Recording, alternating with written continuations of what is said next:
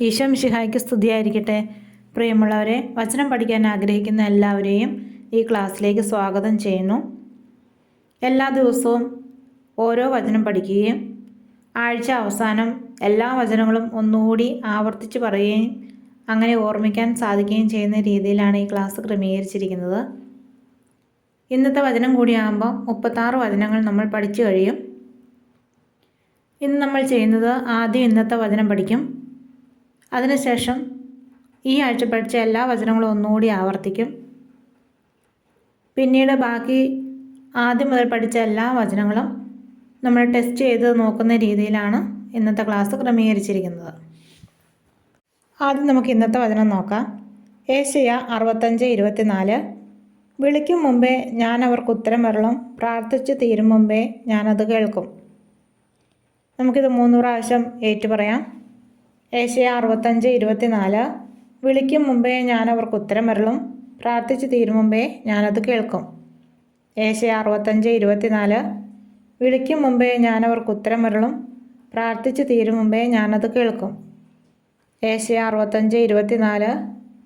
വിളിക്കും മുമ്പേ ഞാൻ അവർക്ക് ഉത്തരം വരളും, പ്രാർത്ഥിച്ച് തീരും മുമ്പേ ഞാനത് കേൾക്കും. നമുക്കിനി ഈ ആഴ്ച പഠിച്ച എല്ലാ വചനങ്ങളും ഒന്നുകൂടി ഓർത്തു നോക്കാം. മത്തായി 7:12. മറ്റുള്ളവർ നിങ്ങൾക്ക് ചെയ്തു തരണമെന്ന് നിങ്ങൾ ആഗ്രഹിക്കുന്നതെല്ലാം നിങ്ങൾ അവർക്ക് ചെയ്യുവിൻ. ഉൽപ്പത്തി 12:2. ഞാൻ നിന്നെ വലിയൊരു ജനതയാക്കും, നിന്നെ ഞാൻ അനുഗ്രഹിക്കും, നിന്റെ പേര് ഞാൻ മഹത്തമമാക്കും, അങ്ങനെ നീ ഒരു അനുഗ്രഹമായിരിക്കും. ഫിലിപ്പി 4:19. എൻ്റെ ദൈവം തൻ്റെ മഹത്വത്തിൻ്റെ സമ്പന്നതയിൽ നിന്ന് നിങ്ങൾക്ക് ആവശ്യമുള്ളതെല്ലാം നൽകും. 2 ദിനവൃത്താന്തം 7:15. ഇവിടെ നിന്നുയരുന്ന പ്രാർത്ഥനകൾക്ക് നേരെ എൻ്റെ കണ്ണും കാതും ജാഗരൂകമായിരിക്കും. ഏശയ്യ 65:24. വിളിക്കും മുമ്പേ ഞാൻ അവർക്ക് ഉത്തരം വരളും, പ്രാർത്ഥിച്ച് തീരും മുമ്പേ ഞാനത് കേൾക്കും. ഇനി ഇതിനു മുമ്പ് പഠിച്ച ഒരു 6 വചനങ്ങൾ കൂടി ഒന്നുകൂടി ഓർത്തു നോക്കാം.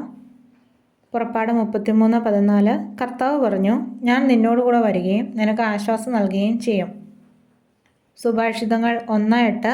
മകനെ, നിന്റെ പിതാവിൻ്റെ പ്രബോധനം ചെവിക്കൊള്ളുക, മാതാവിൻ്റെ ഉപദേശം നിരസിക്കരുത്. മർക്കോസ് 11:24. അതിനാൽ ഞാൻ പറയുന്നു, പ്രാർത്ഥിക്കുകയും യാചിക്കുകയും ചെയ്യുന്ന എന്ത് ലഭിക്കുമെന്ന് വിശ്വസിക്കുവിൻ, നിങ്ങൾക്ക് ലഭിക്കുക തന്നെ ചെയ്യും. സങ്കീർത്തനം 103:2. എൻ്റെ ആത്മാവെ കർത്താവിനെ വാഴ്ത്തുക, അവിടുന്ന് നൽകിയ അനുഗ്രഹമൊന്നും മറക്കരുത്. മത്തായി 5:44. എന്നാൽ ഞാൻ നിങ്ങളോട് പറയുന്നു, ശത്രുക്കളെ സ്നേഹിക്കുവിൻ, നിങ്ങളെ പീഡിപ്പിക്കുന്നവർക്ക് വേണ്ടി പ്രാർത്ഥിക്കുവിൻ. റോമ 9:16. അതുകൊണ്ട് മനുഷ്യൻ്റെ ആഗ്രഹമോ പ്രയത്നമോ അല്ല, ദൈവത്തിൻ്റെ ദയയാണ് എല്ലാറ്റിൻ്റെയും അടിസ്ഥാനം. ഇനി നമ്മൾ ആദ്യം മുതൽ പഠിച്ച എല്ലാ വചനങ്ങളും കൊട്ടേഷൻ ഞാൻ പറയും, അത് ഓർത്തെടുക്കാൻ പറ്റുന്നുണ്ടോ എന്ന് നോക്കുക. യോഹന്നാൻ 14:26. സുഭാഷിതങ്ങൾ 9:10. സങ്കീർത്തനം 23:1. ഏശയ്യ 41:10. പുറപ്പാട് 14:14. എഫേസോസ് 6:1. ലേവ്യർ 19:32. സുഭാഷിതങ്ങൾ 16:3. സങ്കീർത്തനം 27:1. ലൂക്ക 1:37. സങ്കീർത്തനം 37:4. ഫിലിപ്പി 4:13. യോഹന്നാൻ 14:14. സംഖ്യ 6:24. സങ്കീർത്തനം 46:10. ലൂക്ക 2:52. നിയമാവർത്തനം 6:6.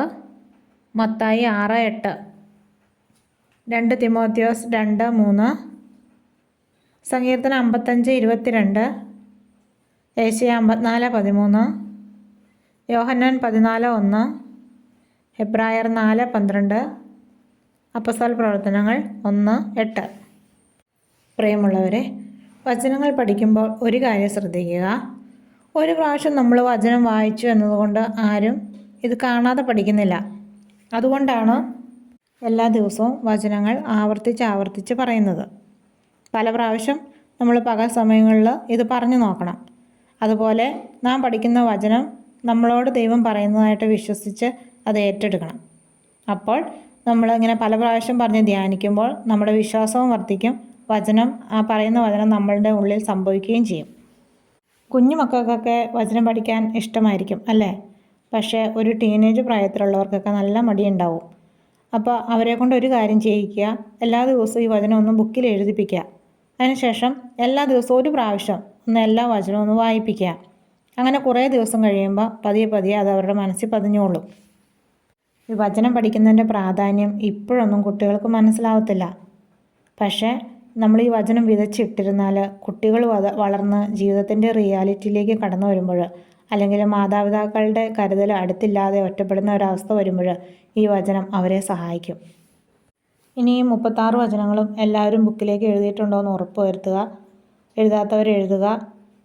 ഏതെങ്കിലും പഠിക്കാൻ വിട്ടുപോയിട്ടുണ്ടെങ്കിൽ അത് പഠിക്കുക. അതിനൊക്കെയുള്ള സമയമാണ് അടുത്ത 2 ദിവസങ്ങൾ. ഇനി മറ്റൊരു വചനമായിട്ട് അടുത്ത ദിവസം കാണാം. ദൈവം എല്ലാവരെയും അനുഗ്രഹിക്കട്ടെ.